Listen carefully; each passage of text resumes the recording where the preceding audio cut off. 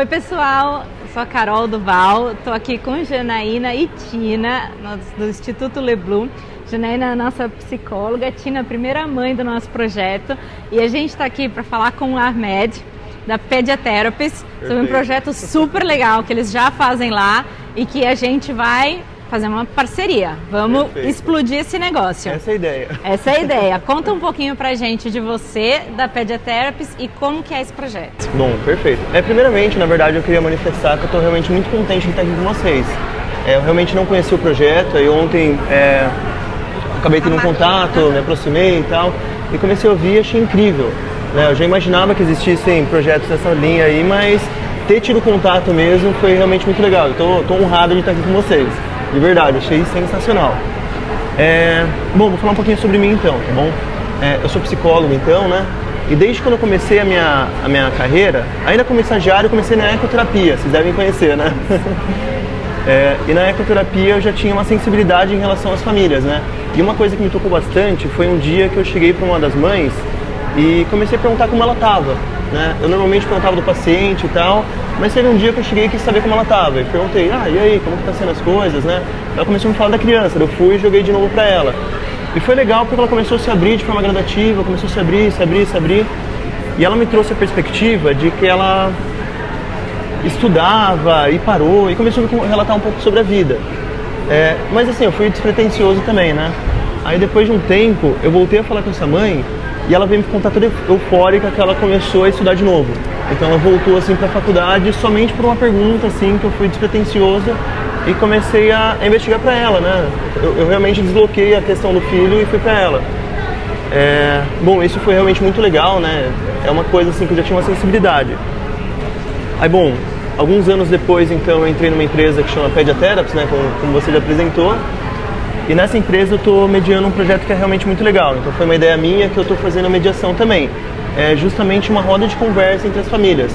Então eu sempre acabo levando algum tema para elas e a gente acaba discutindo. Então já chegamos a falar sobre a questão do luto, que é uma questão muito forte. Eu sempre vou pegando os temas que elas me trazem durante a conversa, eu trago e a gente acaba conversando um pouco mais a fundo. E acaba sendo bem legal, é uma troca assim, muito rica. Sim, como é que você vê o acolhimento para as famílias que recebem o diagnóstico, né, de autismo? Porque, naturalmente, nem para a maternidade típica, por mais que a gente pense que está preparado, na hora que chega, na hora que o menino nasce, a gente sofre, né, com a mudança de vida. Imagine na maternidade atípica. Como é que você vê esse processo que as famílias passam e essa necessidade de acolhimento dos pais?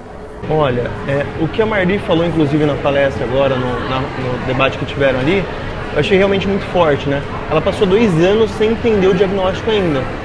Então, assim, tem toda aquela mudança de vida, tem toda uma expectativa que a gente sempre vai nutrir para absolutamente todos os passos que a gente dá na vida. E o que ela trouxe foi realmente muito forte. Então, além de toda a questão de ter um filho e mudar a vida, chegou um diagnóstico que ela nem entendia. Né? Ela relatou que ela foi conversar com os profissionais e eles sequer explicaram para ela o que era. E, bom, eu vejo bastante disso nas instituições. Né? Muito se fala assim, da questão de atender as crianças, que é absolutamente necessário, mas realmente a minha visão assim, das empresas que tem, por exemplo, em Jundiaí, eu sempre vejo essa falta. Né? E eu esqueci de falar isso. Pediatherapies atua em Jundiaí e bem região, bem longe daqui, mas bem pertinho de São Paulo, Valinhos, Vinhedo, toda aquela área ali. Perfeito. Só procurar. Perfeito. Na Pediatherapies também a gente atende quadro motor, a gente tem o setor do ABA, a gente tem o setor do ESDM também, que é justamente onde eu atuo. E também por atuar no ESDM, normalmente a família acabou de receber o diagnóstico, né? Então engloba muito disso que você falou. É aquela confusão, ainda não sei lidar com esse sentimento, eu ainda não sei exatamente o que é o autismo. Então, assim, é absolutamente importante, né? Na maternidade atípica a gente se anula muito, né? Na maternidade atípica a gente se anula muito e a gente esquece da gente, vou te falar por mim, né? Eu, por muito tempo, me anulei. Eu tinha um emprego, quando eu descobri o diagnóstico do meu filho, eu tinha um emprego, saí para me dedicar totalmente a ele. E muitas das vezes, como você falou da moça, que você falou sobre ela, a gente só quer ser escutada. Uma pessoa que pare, e você falou que tudo que você falava dela, ela puxava pro filho, né? A gente tem isso. A gente não consegue falar da gente, a gente só consegue falar do filho. E é muito importante o seu trabalho, que é parecido com o do Instituto. Que quando eu descobri o diagnóstico do meu filho, eu estava sem norte. Eu não sabia o que fazer, quadro de ansiedade, depressão, e o Instituto me acolheu. E é muito importante o seu trabalho. Olha, uma das coisas que eu trabalho também, que eu sempre retomo, é a questão assim de que a gente tem várias facetas da vida, a gente tem várias personas.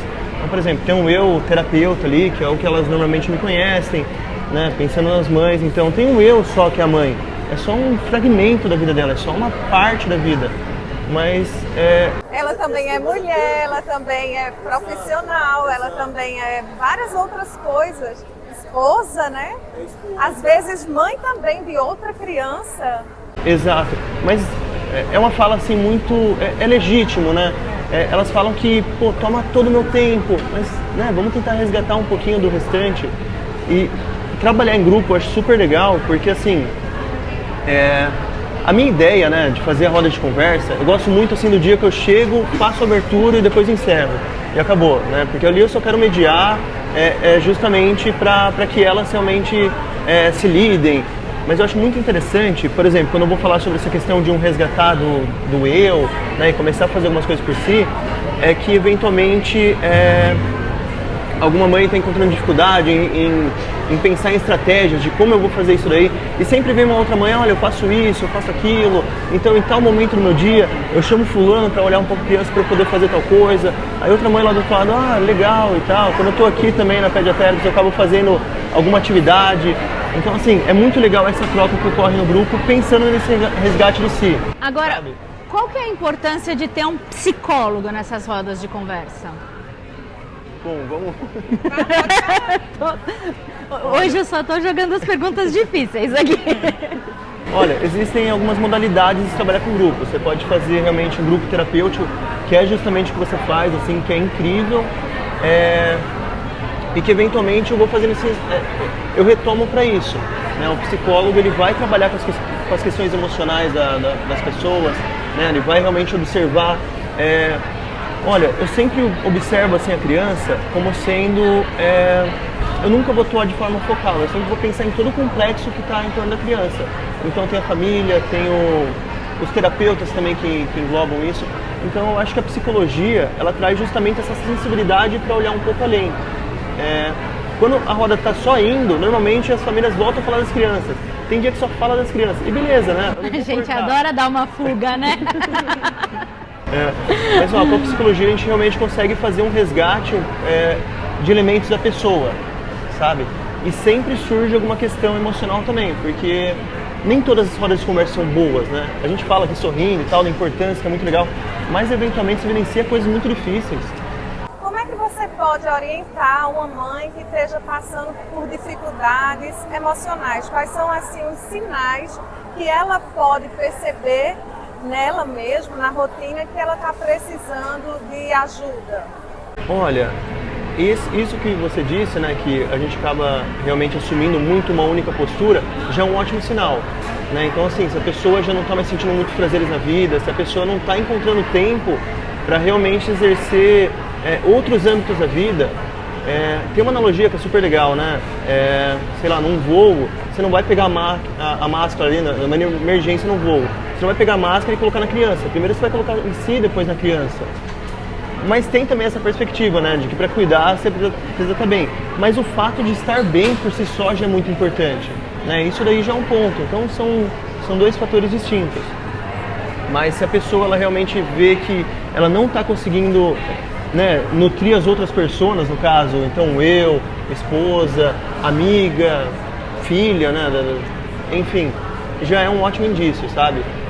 E na minha experiência também, pelo que eu observo, no começo, todas as mães elas realmente mergulham no universo.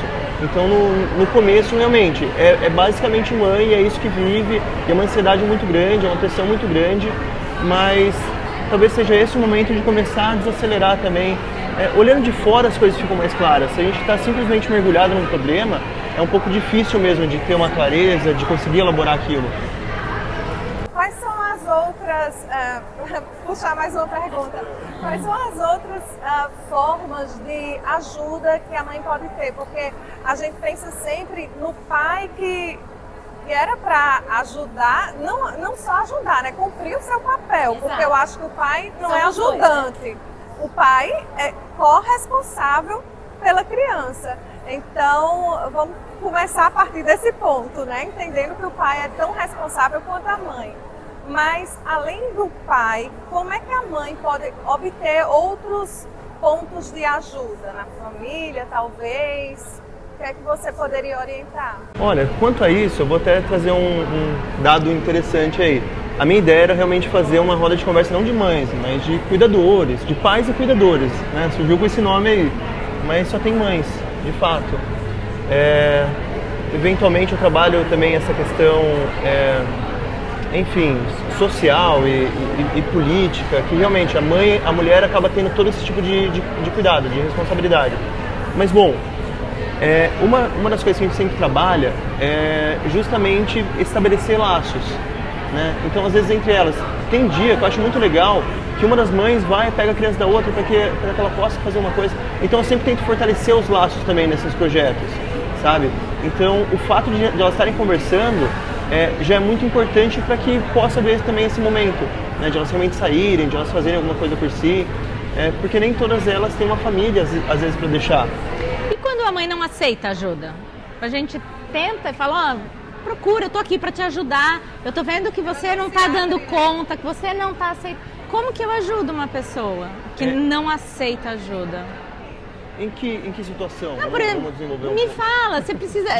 eu tô pensando, por exemplo, numa amiga específica, que está passando por um problema, além de cuidar dos filhos, um problema de saúde. Ela tinha que fazer exercício físico e ela conseguiu fazer um total de 26 minutos de bicicleta num semestre.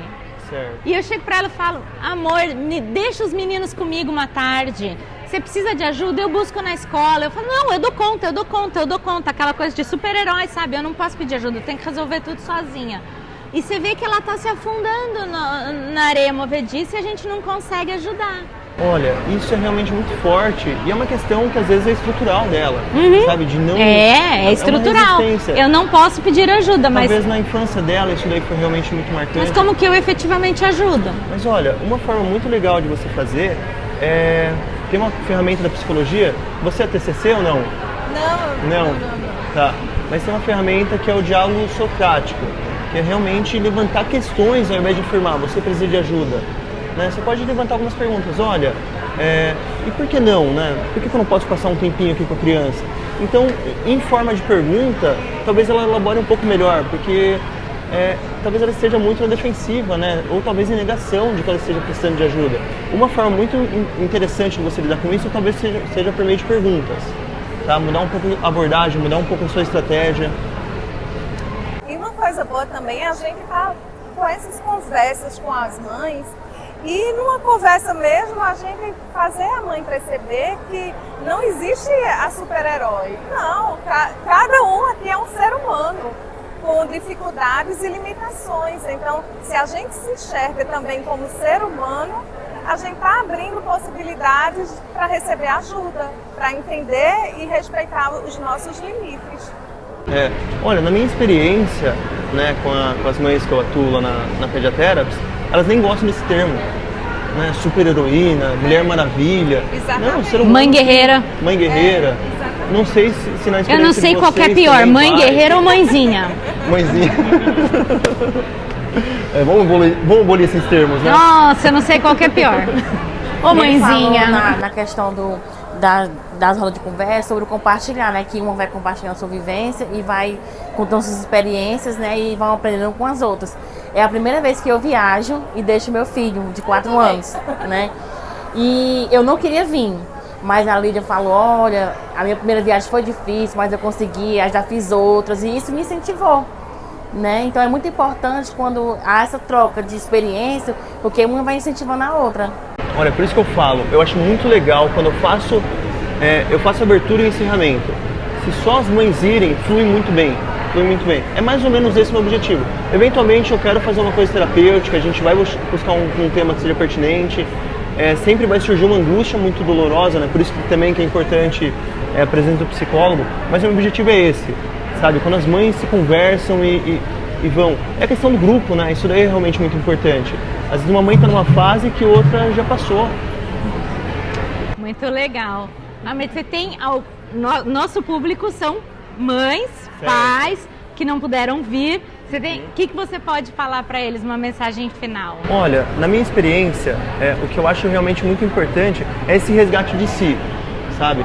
Inclusive, lá na Pediatherapies, uma das coisas que eu estou querendo fazer também são oficinas entre elas para poderem ensinar habilidades manuais, para poderem começar a vender coisas. Então vai emergir uma persona empreendedora, sabe? Então, assim, a mensagem que fica é realmente para diversificar um pouco. Além de mães, elas já são muitas outras coisas que talvez sejam só adormecidas e dá para construir muito mais também, sabe? Perfeito. Tá joia. Muito Certo. obrigada. Eu que agradeço, E gente. aguarda que nossa parceria vai sair. Vai sair, sem dúvida. Vai sair. Sem Instituto dúvidas. Leblum Pediatherapies. Pediatherapies. Em Jundiaí, Valinhos, Vinhedo, @Pediatherapies, tem vários. Eu já estou seguindo, eu vi uma corrida que vocês fizeram. São incríveis. Inclusive, Muito legal. Eu vou falar sobre os projetos da Pediatherapies. São incríveis. A gente faz realmente muitas coisas. A prática clínica nossa é linda, a empresa é muito ampla, tem muitas salas, com muitos recursos, muito legal. Mas os eventos externos, para mim, são as coisas que fazem eu gostar de estar na Pediatherapies. A gente tem as corridas inclusivas, no final de ano tem um evento que chama Evento de Dança, mas na verdade são manifestações artísticas que são muito legais. Então a gente vê as crianças dançando, ou então se conseguir ter alguma habilidade musical, elas vão e tocam. É absolutamente emocionante. Aí depois tem festa junina, tem muitas coisas, é realmente incrível. Então, muito legal. Vamos sim fazer essas parcerias. Obrigada, pessoal. Tchau, Então é tchau. isso, gente. Obrigado.